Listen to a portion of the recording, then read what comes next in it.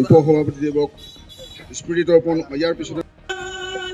সৃষ্টিৰ সুৰ বাজে প্ৰীতিৰ পতাকা উৰে সৃষ্টিৰ সুৰ বাজে প্ৰীতিৰ পতাকা উৰে নতুনৰ নয়া বাহন শ্ৰীময় অসমীৰ শীতল বুকুত উঠে উৎসৱৰ মধু আলোড়ন শ্ৰীময় অসমীৰ শীতল বুকুত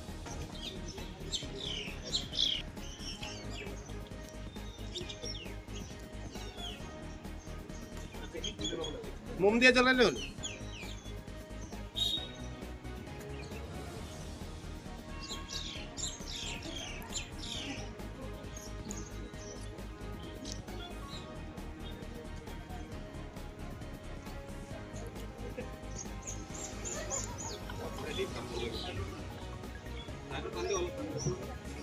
মানু মাৰি যাও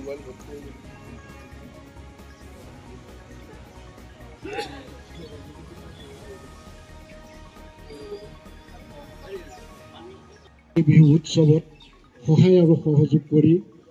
উৎসৱটি সাফল্যমণ্ডিত কৰিবলৈ মই কৰজোৰে অনুৰোধ জনাই আজিৰ মোৰ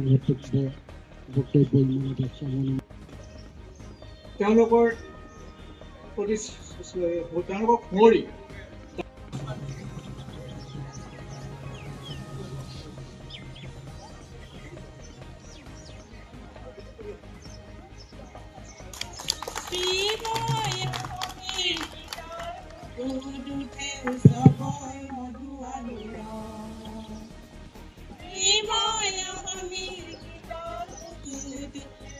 Someday কোটি কোটি কণ্ঠে গাই হবে মিলনৰ গান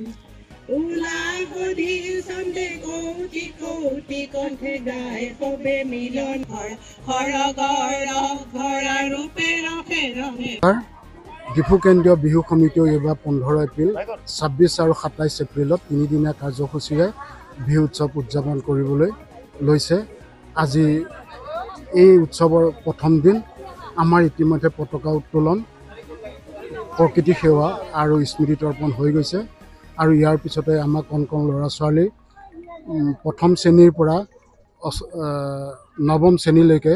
আমাৰ চিত্ৰাংকন প্ৰতিযোগিতা হ'ব পুনৰ 26 তাৰিখে আমাৰ ইয়াত সামূহিক পতাকা উত্তোলন হ'ব ইয়াত প্ৰায় 29টা অনুষ্ঠান প্ৰতিষ্ঠানে যোগদান কৰিব এই সমন্বয়টো অতীতৰ পৰা এই ঐতিহ্যমণ্ডিত বিহু কেন্দ্ৰত চলি আহিছে সেইদিনাও আমাৰ পতাকা উত্তোলনৰ পিছতে আমাৰ বিহু প্ৰতিযোগিতা আৰম্ভ হ'ব 27 তাৰিখে আমাৰ আছে সাংস্কৃতিক অনুষ্ঠান সেই সাংস্কৃতিক অনুষ্ঠানত বাৰে বহনীয়া নৃত্য হ'ব আৰু তাত আগভাগ ল'ব পল্লৱী প্ৰিয়মে আৰু ৰাতি থাকিব